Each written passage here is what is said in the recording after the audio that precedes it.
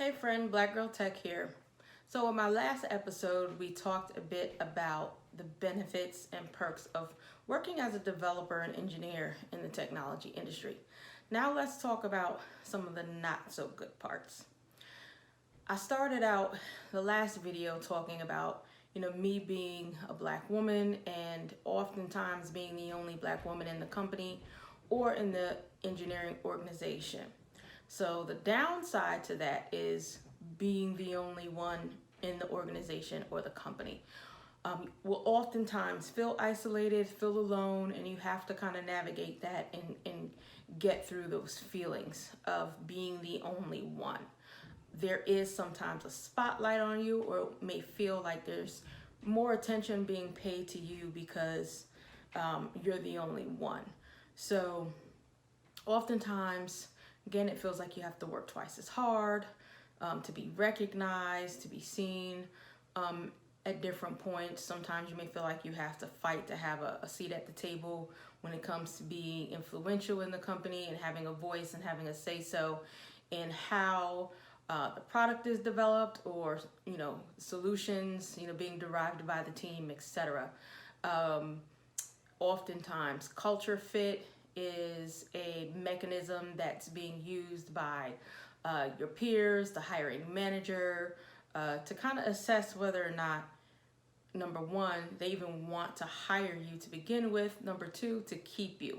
I myself have experienced where culture fit was used against me 3 years into my career to kind of try to get me out my position. I've also had experiences where I didn't quite fit the culture of the company and I wasn't hired.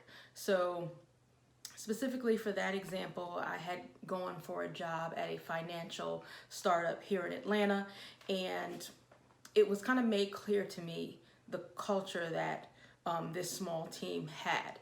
They were very much the, spend a lot of time with each other in the evenings and the weekends outside of work, hiking, kayaking, and doing all sorts of kind of rugged, outdoorsy activities with each other.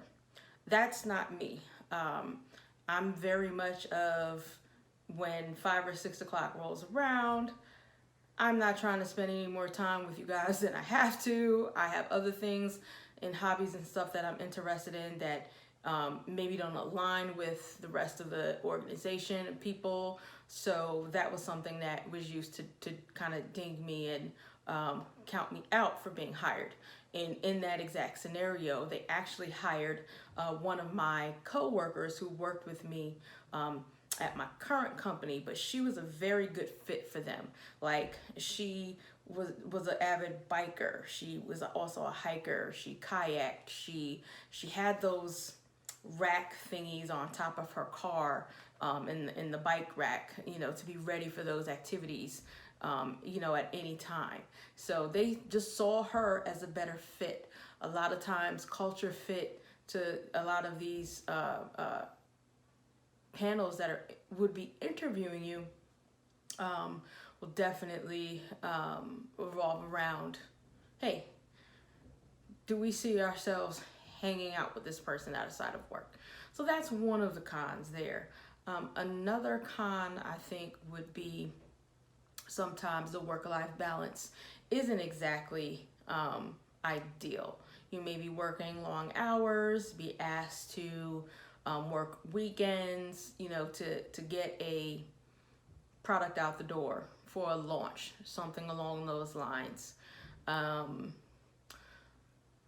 See, oftentimes you do have to, when it comes to salary and income, you got to know your worth and you got to be able to negotiate. So sometimes they will lowball you, and you have to use your negotiating skills to get your value and your worth.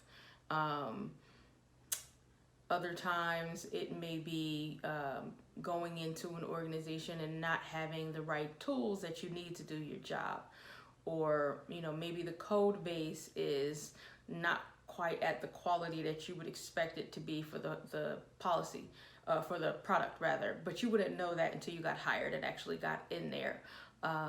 So, you know, you may be frustrated, you know, weeks or months in, and you're looking at code and you're like, who wrote this?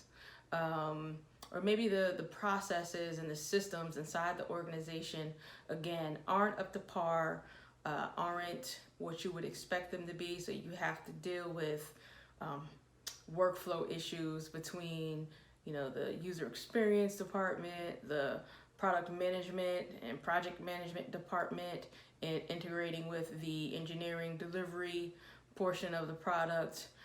Those type of frustrations can definitely get to you and get you down.